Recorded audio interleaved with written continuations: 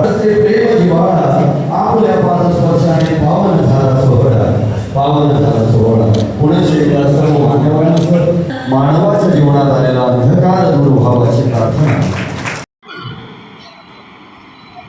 याचा आनंद काहीतरी वेगळा असतो. या गुणवंतामध्ये कदाचित त्यांचा मुलगा मुलगी नसेल, ज्यांचं सिलेक्शन झालं त्याच्यामध्ये त्यांचा मुलगा मुलगी नसेल, परंतु ज्या समाजासाठी मी काम करत होतो त्याच्यातले काही मुलं पुढे चालले आहेत, त्याचा आनंद त्यांच्या मनामध्ये आहे. आणि ते माझे मुलं आहेत, ती माझी मुलगी आहे, हे समजल्यानं सुद्धा या समाजामध्ये आता कमी होत चाललेलं. म्हणून तो आनंद त्यांच्या चेहऱ्यावर. त्यांनी सगळी पूर्वतयारी करून ठेवली होती. मी येणार आहे त्यांना मी फोन करून आता सांगितलं, मी आता एका ठिकाणी व्हिजिट केली, आता फोन करून त्यांना सांगितलं की मी येतो, तातडीने आपण कार्यक्रम सुरू करू. तुमचा कार्यक्रम दिवसभर राहू दे. त्याच्या मागचं कारण असंच की समाज हा एकत्रित यायला थोडंसं आपल्याला अडचणी आहे. एक तर आपण राजपूत आहोत, एकत्र येणं म्हणजे दुसरं अवघडच काम आहे. बरं एकत्र आले तर आले, चांगल्या परिस्थितीचा काही नियम नाही. एकामेकाबद्दल चांगलं बोलतील याची सुद्धा शक्यता कमीच आहे. आता कुठेतरी आपलं लग्न रात्रीचे 2च्या नंतर लागणारे लग्न आता 10 वाजता लागणार.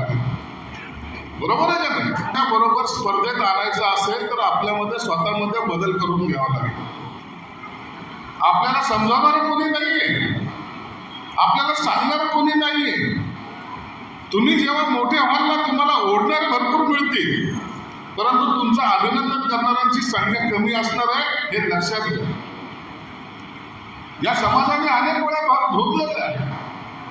अनेक वेळा नाही लोक माझ्याकडे येतात, माझ्याकडून काही ना काही मागणं मान्य करून घेतात. मागाही बुलढाण्याच्या केसमध्ये हे सर्वजण रात्री 11 वाजता माझ्या घरी आले. तिथेही असा प्रसंग आला. राजकीय काळामध्ये तो खऱ्या अर्थानं आपला असलेला अपमान आहे. आणि या अपमानाचा कुठंतरी आता शेवट झाला पाहिजे, हे सर्वांची धारणा आहे. म्हणून तुम्हाला सुद्धा सांगतो की या समाजामध्ये पाय रोवताना तुम्ही आपल्या शेजारी जो माझा आहे, जो माझ्या समाजाचा आहे, त्यांना सुद्धा तुम्हाला एकत्रितपणे एका ठिकाणी आणणं गरजेचं आहे.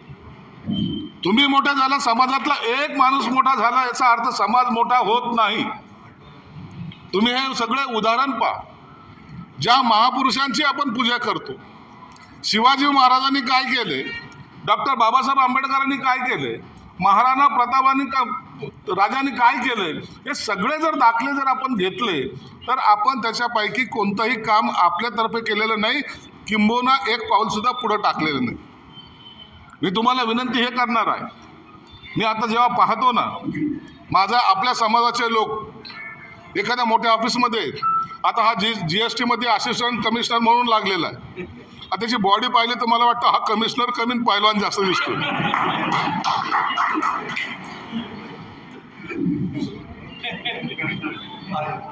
असाही पैलवान. रूढी परंपरातून आपल्याला बाहेर यायचं, समाजाला एक चांगलं बनवण्यासाठी आपल्याला प्रयत्न करायचा. मी हे यासाठी सांगतो की मी या सगळ्या गोष्टीतून गेलेलो आहे. विद्यार्थ्यांना सुद्धा सांगेन, कधी विद्यार्थ्यांनी आपला एक कॉन्फिडन्स गेन करा. तुम्हाला काय बनायचं हे मनामध्ये तुम्ही तुमचं ठरवा. आईबापाला तर लयच वाटतं भारताचं पंतप्रधान व्हावं म्हणून, होतं का कोणी? परंतु जेवढी आपली कॅपॅसिटी त्याप्रमाणे आपण चाललं पाहिजे. नाही तर बापाने सांगितलं नाही डॉक्टरच व्हायचं, इंजिनियरच व्हायचं, हे नसतं. ज्याच्या त्याच्या कला असतात. मी सुद्धा जेव्हा शाळेमध्ये होतो फार हुशार विद्यार्थी होतो. मी हसल्यानं काय झालं, खरंच होतं हुशार. त्यांचा आताही विश्वास नाही मी हुशार होतो. मॅट्रिकला मला 45% मार्क होते. काय समजलं तुम्ही? लोक पाहतात आता राजकारणामध्ये नगरसेवक व्हायसाठी काय काय लफडे करतात, जिल्हा परिषद सदस्य व्हायला काय लफडे करावं लागतात.